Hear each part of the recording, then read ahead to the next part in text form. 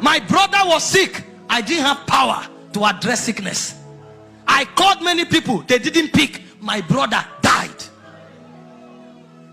And from the day he died, I told myself, I call nobody no more. Anywhere power dwells, I will travel there. And I began a 5 years fast. Every day, 6 to 6. I break in the evening, I continue the next day.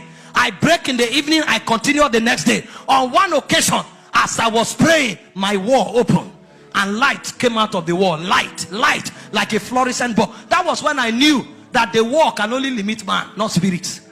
And the light entered me. The first layer of power that came to me was wisdom. And I could sit down and say things that people read and they don't know. Because light had appeared to me. At another point, I sat in my room and I started feeling heat on different parts of my body. And as I began to inquire in the spirit, that was when God told me, your ordinations are waking up. You are a revivalist. You carry the flames of glory. And so what they were doing, they were charging me up. And as they were charging me, a point came when I speak, my walls became like balls of fire. All those things were potentials, but I needed to travel. That was when I discovered that in my lineage, people didn't have energy to engage God. And so the cure of the issue was to build power in the spirit. I was praying and the wall of my room disappeared. And I saw two creatures standing. One had 10 horns. The other one was like a corpse that was decayed and was removed from the grave. And the angel that was talking to me told me, these are the principalities that bind men in your village. And he took me to my father's compound and he started showing me people of different generations and the things they used to rope them.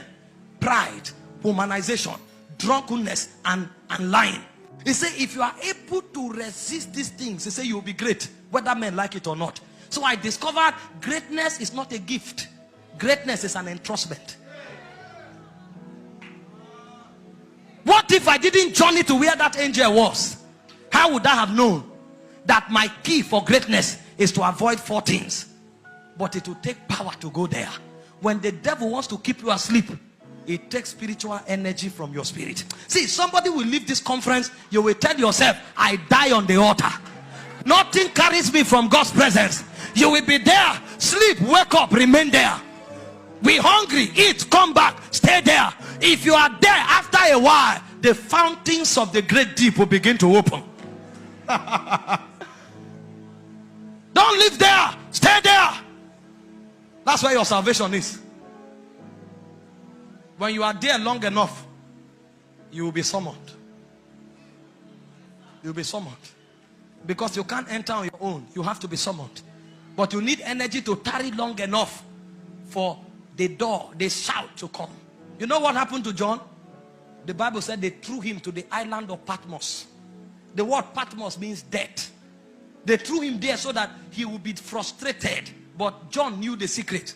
He said, I was in the spirit on the Lord's day.